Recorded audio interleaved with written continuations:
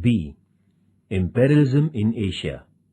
By adopting various ways, the European nations imposed imperialism on the Asian nations, that is, India, China, Japan, Myanmar, Burma, Indonesia, Malaysia, Philippines, and Thailand, also known as Siam.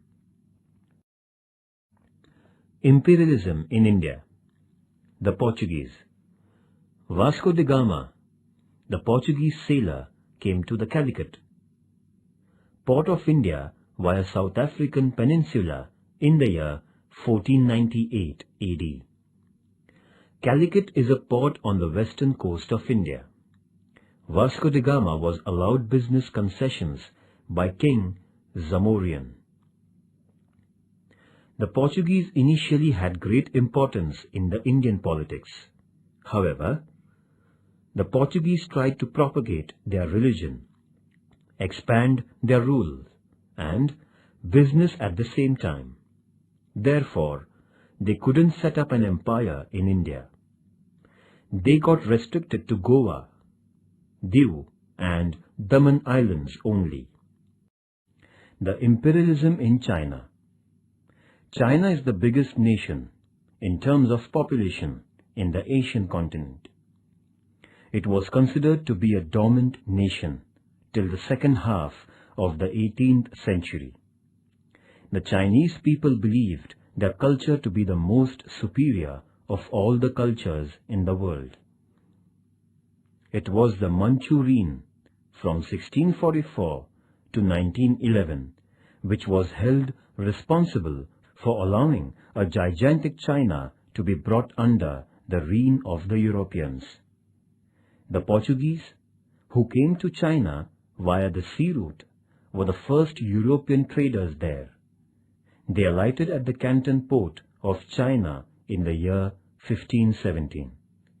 They were allowed concessions within the Canton port. Later on, the Portuguese captured the Macau port. After the Portuguese, the traders from France, England, in China. The coastal region of China was used by them for setting up commercial centers. Nevertheless, China didn't allow anybody to interfere into its internal region for almost 200 years. The Chinese society was molded in the ancient Confucian philosophy. The 8-point regulation announced by China imposed several restrictions on Europeans. Those who wanted to enter into China were made to pay tributes to the Chinese emperor at reconciling with China. China began earning a lot of profit by virtue of selling tea, silk, and China vessels. After the Industrial Revolution, the face of China got drastically changed. The Western goods started to sell in China. For the promotion of trade, the European traders in China established an organization named Kohong. The imperialism in Japan. Japan, a nation located to the far east of Asia, is known as the Land of Rising Sun. The Portuguese, the Spanish, and the Dutch people had been more or less involved in business with Japan from the 16th century.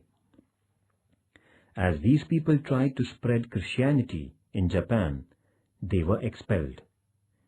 Japan became a self-centered nation.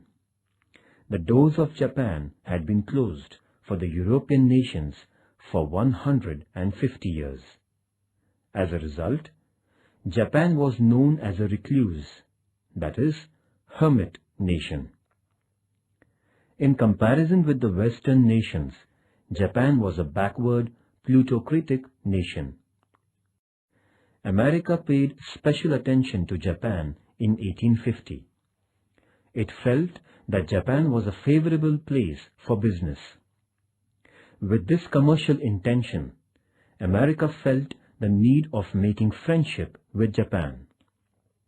In the year 1852, Commodore Matthew Perry was appointed as a chief of the American Naval Mission to Japan.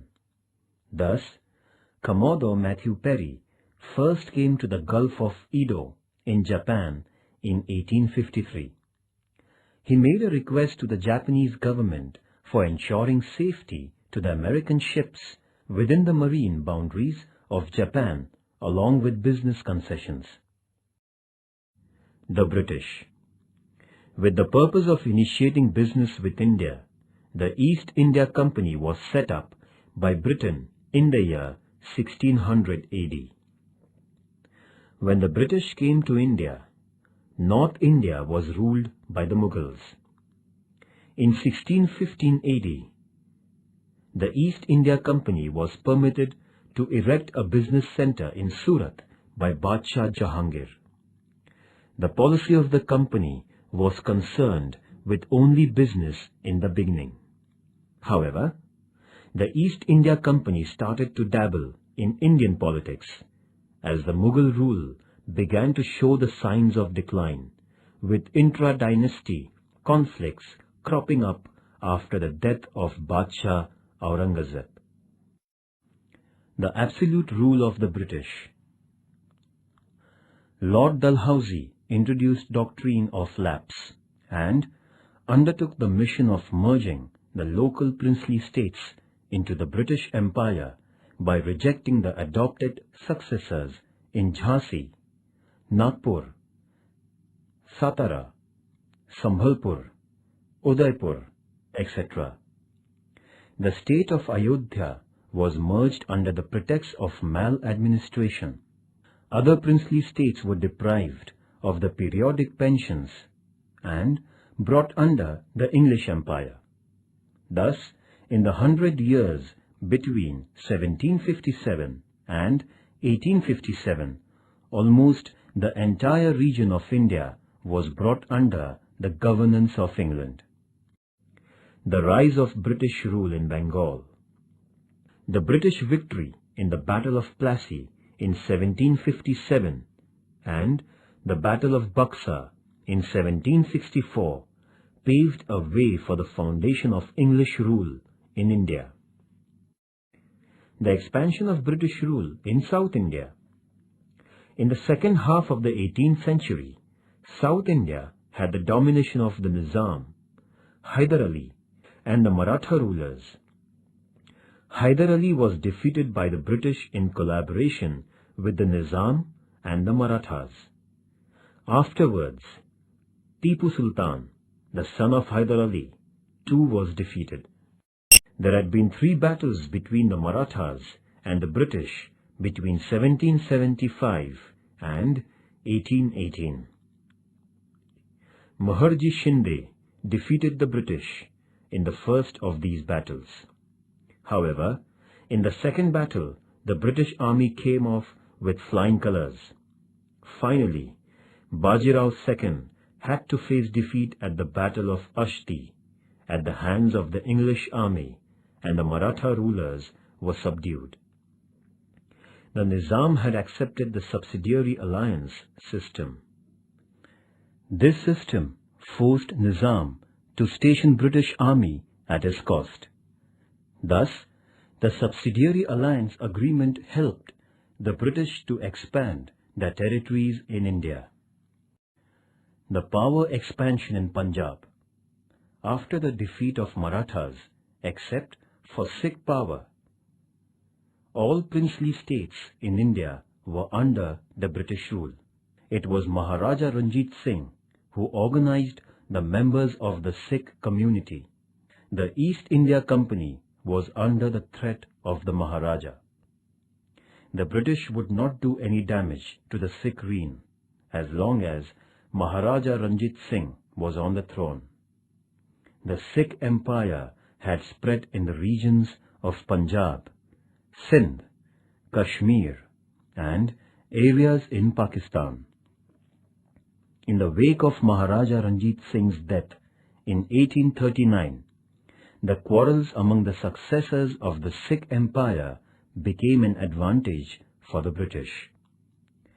The English Empire won the vast region under the Sikh Empire between 1845 and 1849. The Karnataka battles, battles between England and France. In the Karnataka region, there sprang up a conflict in the bickering business affairs between England and France on the one hand, and the politics at the court of the Nawab. On the other hand, all the first three battles fought in the Karnataka region were caused because of the rivalry between England and France. The first battle in this region was won by the French due to the bravery of their commander Dupleix, whereas the second battle was won by the British as their commander Robert Clive showed greater war strategy than his French counterpart could do, and the French had to bring about a treaty at Pondicherry with England. In the third battle, in the year 1760, England defeated the French army at Vandivash in Karnataka. As a result, there came into being a commercial domination of British. Thus, after the defeat of the French, the imperial roots of British got deeper into the Indian soil. The cutting of the Chinese watermelon. The imperial European nations acquired various commercial concessions from China. The economic domination of China by these nations can be seen as follows. First, England controlled the business and excise of China. Second, France had the Chinese postal service under its authority. Third, Chinese railways were dominated by Europe. China was divided under the power sectors of the imperial nations. This has been known as the cutting of the Chinese melon. America had an understanding that, like the African continent, China would be divided. The French. The French began their trade in India from the year 1625 AD. However, the French dominated Chandranagar, Pondicherry, Karaikal, Yanam, and Mahe. The Open Door Policy. America came out with its Open Door Policy in 1899 with the intentions of avoiding the actual political division of China and taking financial advantage. This policy consisted in equal rights for all nations to trade in China. All the imperial nations had given green signal to the American decision. However, Russia refused to comply with America and China remained undivided. But in the following years, the imperial nations exploited China to a large extent. The First Opium War. The British merchants used to sell the opium got from India in China. The Chinese government, however, was against this business. But the European traders continued smuggling opium into China.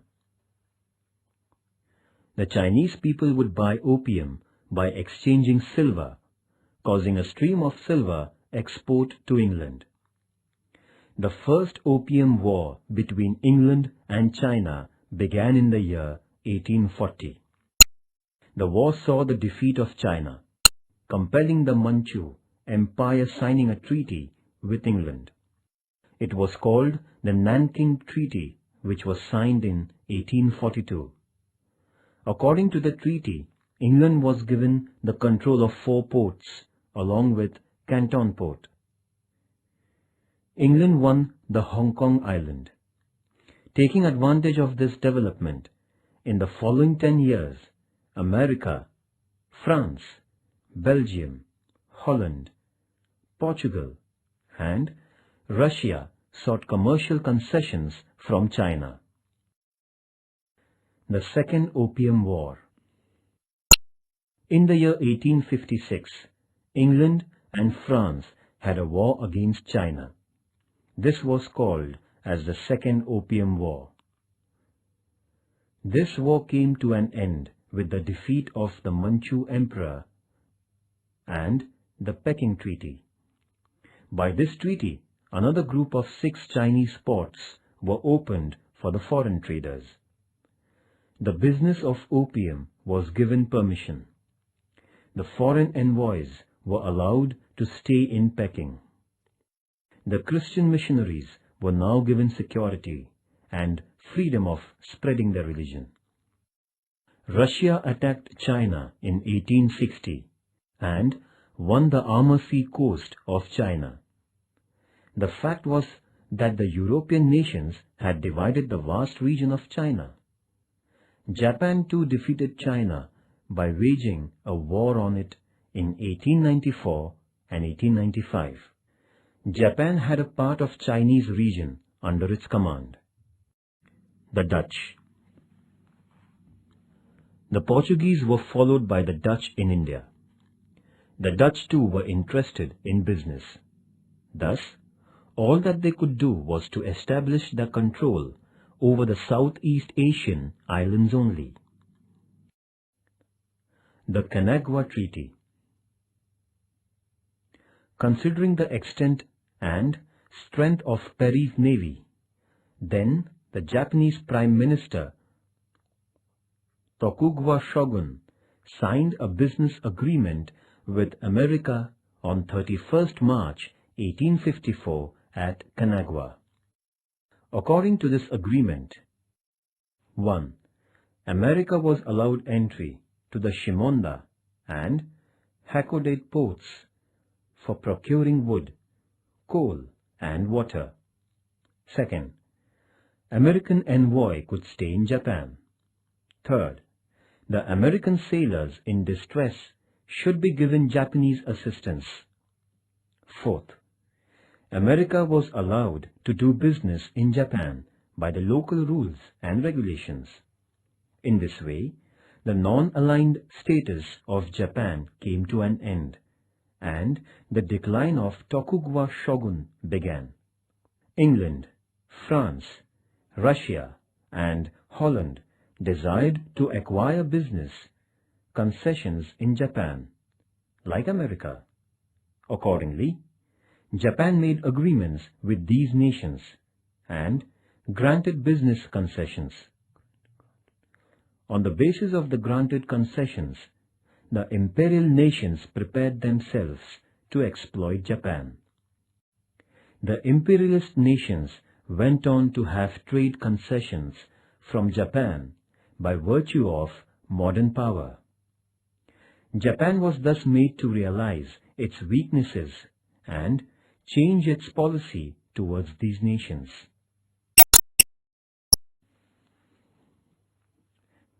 It was during this period that the unrestrained shogun governance was subverted by the Meiji Revolution.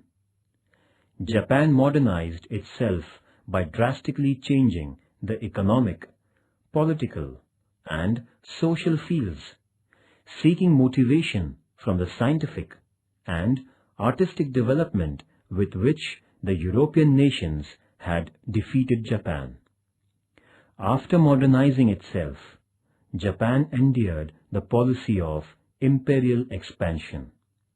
On the one hand, it made an announcement that Asia was for the people of Asia and Japan for the Japanese. And on the other, with a view to imperial expansion, it defeated the powerful nations like China and Russia and annexed regions belonging to China. Japan brought Korea and Formosa under its empire. Japan, the nation which was a victim of imperialism, became a powerful imperial nation in Asia.